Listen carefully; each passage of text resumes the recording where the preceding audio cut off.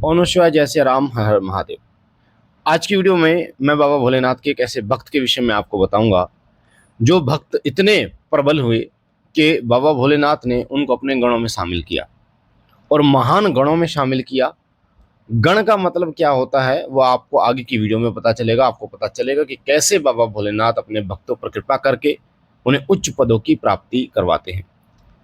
आपको बता दूं, एक ऐसे भक्त के बारे में आज की वीडियो में मैं बताने जा रहा हूं। शिव महापुराण में इसका वर्णित है। एक ऐसा भक्त जो बाबा भोलेनाथ से इतना प्रेम करता था, बहुत ज्यादा, सब कुछ बाबा भोलेनाथ को मानता था, और जिसके 3 पैर हैं। बड़ा अचंभित होता है ये सुनकर कि किसी भक्त के 3 पैर कैसे आए और कैसे वो बाबा भोलेनाथ के बहुत बड़े गणों में शामिल हुआ। जब आप बाबा भोलेनाथ की भक्ति करते हैं तो आपको इस बात का विशेष ध्यान रखना चाहिए कि बाबा भोलेनाथ शिव हैं और माता पार्वती शक्ति हैं। शिव और शक्ति कभी अलग नहीं हो सकते।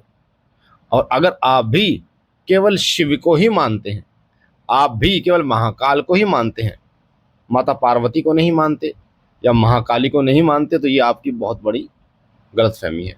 आज की वीडियो में आपको पता चलेगा कि शिव और शक्ति कभी अलग नहीं है, महाकाल और महाकाली कभी अलग नहीं है। ये वो ब्रह्मांड की उच्चतम शक्ति हैं जिन्होंने स्वयं अपना अर्धनारीश्वर रूप ब्रह्मा जी को दिखाया, और जिस कारण से ब्रह्मा जी ने नारी तत्व को इस संसार में उत्पन्न करने के लिए सोचा। तो वीडियो को ध्यान से सुनना, बारीकी से लास्ट तक सुनना, ताकि एक चीज आपको समझ में आए। बाबा भोलेनाथ के ये बहुत बड़े गण हैं। इनका नाम है भृंगी। एक इतने बड़े गण जो बाबा भोलेनाथ और माता पार्वती के इर्द गिर्द रहते हैं, हर पल हर क्षण साथ रहते हैं। बाबा भोलेनाथ के साथ गणेश भगवान, भगवान कार्तिकेय और नंदी भगवान, और साथ साथ में वासुकी, चंद्र देवता और भृंगी, ये रहते हैं, हर पल हर क्षण साथ रहते हैं। तो आज हम जो कथा आपको बता रहे हैं, आज जो आपको बता रहे हैं, वो भृंगी ऋषि के बारे में। एक ऐसे भक्त हुए हैं जिनके 3 पैर हैं। कैसे उनके ये 3 पैर आए और कैसे उन्होंने अपने शिव भक्ति को उच्चतम, एक उच्च कोटि की शिव भक्ति कर एक उच्चतम उपाधि को प्राप्त किया, और वो उपाधि है गण की, बाबा भोलेनाथ के गण की।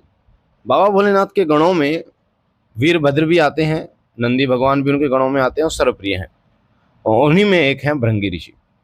भृंगी जो भक्त बाबा भोलेनाथ के रहे हैं, ये इतने बड़े भक्त रहे हैं कि केवल और केवल इन्होंने शिव को चाहा, इन्होंने शिव को ही पाया, और सदा शिव ही शिव इन्होंने जपा था। बहुत सारे भक्त मैंने ऐसे देखे हैं और जो कहते हैं शिव ही शिव, शिव ही शिव, शिव ही शिव, मतलब माता पार्वती का वो नाम नहीं लेते, जबकि शिव और शक्ति कभी अलग नहीं है। और एक ऐसा समय आया था जब बाबा भोलेनाथ ने पहला रूप ब्रह्मा जी को दिखाया था, अर्धनारीश्वर, जिसकी कल्पना कर ब्रह्मा जी ने स्त्री और पुरुष को जन्म दिया, और दूसरा रूप भृंगी ऋषि को अपना अर्धनारीश्वर, जो कि बहुत ही विकट रूप, दिव्य रूप है, वो उसके दर्शन दिए थे, उसकी अहंकार को नष्ट करने के लिए। तो जो भृंगी भक्त जो था, वो बाबा भोलेनाथ का बहुत बड़ा भक्त था, बाबा भोलेनाथ को ही देखता था, पर वो माता पार्वती को शिव से अलग समझता था। उसके हृदय के अंदर ये था कि जैसे मैं ब्रह्मचारी हूँ, ऐसे बाबा भोलेनाथ ब्रह्मचारी हैं और शिव शिव हैं, यानी शक्ति उनमें सम्मिलित नहीं है। और इस अहंकार के कारण वो केवल और केवल बाबा भोलेनाथ की ही पूजा करते थे, माता पार्वती को कुछ नहीं मानते थे।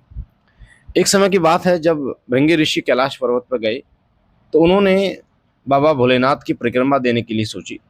पर परिक्रमा जिस समय देने की उन्होंने सोची, तो माता पार्वती बाबा भोलेनाथ के बाएं अंग विराजमान थी, जिस कारण से भृंगी ऋषि को माता पार्वती को अलग करने की मन में आई कि वो शिव को ही मानते थे। उनके हृदय के अंदर ये था कि मैं शिव की परिक्रमा करूं। तो उन्होंने माता पार्वती से निवेदन किया, पर माता पार्वती ने, जगदम्बा भवानी ने, क्योंकि वो तो इस जगत की देवी हैं, पूरे ब्रह्मांड को वो जानती हैं, पल पल की खबर उनको है, वो इस संसार के कण कण में विराजमान है। भगवती ने उन्हें हर प्रकार से उदाहरण देके समझाया कि शिव और पार्वती, यानी शिव और शक्ति अलग नहीं है, एक ही हैं। पर भृंगी ऋषि जो अपने अहंकार में और अपने, कहते हैं ना, विश्वास एक होता है अंधविश्वास, उसमें वो बाबा भोलेनाथ को ही सबसे आगे मानने लगे, और उन्होंने बोला मुझे बाबा भोलेनाथ की ही परिक्रमा करनी है, केवल और केवल। जब वो ज्यादा हट उन्होंने अपना लिया, तब माता पार्वती ने क्रोधित होकर उन्हें श्राप दिया कि जिस व्यक्ति को नारी तत्व का ज्ञान नहीं, जिस व्यक्ति को शिव और शक्ति का ज्ञान नहीं, वो व्यक्ति नारी तत्व को धारण करने योग्य नहीं है। उस समय माता पार्वती ने मातृ तत्व जो होता है, नारी तत्व जो इंसान के शरीर में, आपको मैं बता दूं कि हमारा जो शरीर होता है वो हमारे माता और पिता दोनों से मिलकर बना होता है। हमारे माता और पिता दोनों से मिलकर बना होता है। हमारी जो माता का अंश होता है वो हमारा रक्त, जो रक्त होता है वो माता से मिलता है, और जो मांस होता है वो माता से मिलता है। जो हड्डियां और मांसपेशियां होती हैं वो पिता के द्वारा हमें प्रदान की जाती है। तब माता पार्वती ने भृंगी को श्राप दिया कि जिस नारी तत्व को तुम नहीं जानते, और वो नारी तत्व जो तुम्हारे शरीर के अंदर विराजमान है, तुम्हारे माता पिता से जो तुम्हें मिला हुआ है, मैं तुम्हें श्राप देती हूँ कि वो नारी तत्व, वो मातृ तत्व तुमसे अलग हो जाएगा। उसी समय माँ के श्राप के कारण भृंगी के शरीर से रक्त और मांस अलग हो गया, जिस कारण उसको खड़े होने में परेशानी होने लगी। और उस समय प्रभु श्री बाबा भोलेनाथ समाधिस्थ थे, और जैसे उनकी समाधि खुली तो उन्होंने देखा कि उनका जो भक्त है वो बहुत पीड़ा में है, और त्राहिमाम त्राहिमाम त्राहिमाम इस प्रकार वो बोल रहा है, बाबा भोलेनाथ से गुहार लगा रहा है। फिर उसे अपनी गलती का एहसास हुआ, और उसने माँ जगदम्बा माँ पार्वती से माफी मांगी, और भगवती की वंदना की, भगवती की आराधना की। और इस आराधना के फलस्वरूप भगवती और बाबा भोलेनाथ ने अपना अर्धनारीश्वर स्वरूप भृंगी के सामने प्रकट किया, जिससे भृंगी जो है बाबा भोलेनाथ और माता पार्वती के चरणों में नतमस्तक हो गया, और उन दोनों की सेवा और उन दोनों को सर्वोपरि समझा। और बाबा भोलेनाथ ने उन्हें तीसरा पैर प्रदान किया, जिससे वो बाबा भोलेनाथ की परिक्रमा कर पाए, यानी जो परिक्रमा का हट उनका था। और साथ साथ में इस संसार के लिए एक बहुत बड़ा उदाहरण बन पाए कि जो व्यक्ति केवल शिव की उपासना करता है, जो व्यक्ति केवल पुरुष तत्व की उपासना करता है, नारी तत्व को कभी कुछ नहीं समझता, वो व्यक्ति सदा इस संसार के निचले तल पर रहता है, कभी वो प्रभु को प्राप्त नहीं कर सकता। नारी और पुरुष मिलकर, समान रूप से मिलकर एक इस संसार की रचना करते हैं और व्यक्ति की रचना करते हैं। इसलिए हमें सदा जो हमारा पितृ तत्व है और मातृ तत्व है, दोनों की उपासना करनी चाहिए, दोनों का सम्मान करना चाहिए समान रूप से। और भृंगी को वरदान दिया कि तुम हमारे प्रमुख गणों में शामिल होगे। तब से भृंगी बाबा भोलेनाथ के साथ विराजमान रहते हैं, माँ पार्वती के साथ विराजमान रहते हैं, और उन्हीं के इर्द गिर्द उनकी महिमा का गुणगान करते रहते हैं, और सदा उनके चरणों में अपने हृदय को लगाए रखते हैं।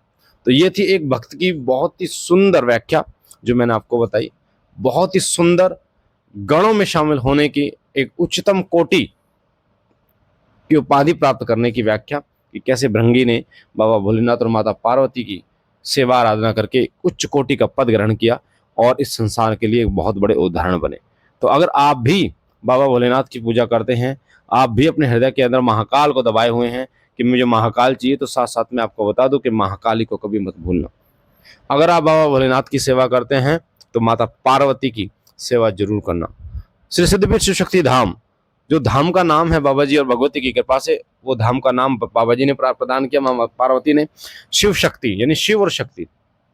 और कभी भी अगर आप दरबार आए हैं, श्री सिद्धपीठ शक्ति धाम पर आए हैं, हर हफ्ते दरबार लगता है संडे टू संडे फरीदाबाद में, तो आपने देखा होगा हम जयकारे लगाते हैं, कैलाश के राजा की जय और माँ जगदम्बा माँ पार्वती की जय, क्योंकि ये शिव और शक्ति एक साथ चलने वाले हैं।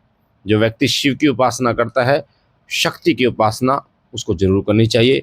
बिना शक्ति की उपासना के वो भक्ति में अग्रसर नहीं हो सकता, उच्च जो उपाधियां उनको प्राप्त नहीं कर सकता, उच्च लोगों को प्राप्त नहीं कर सकता।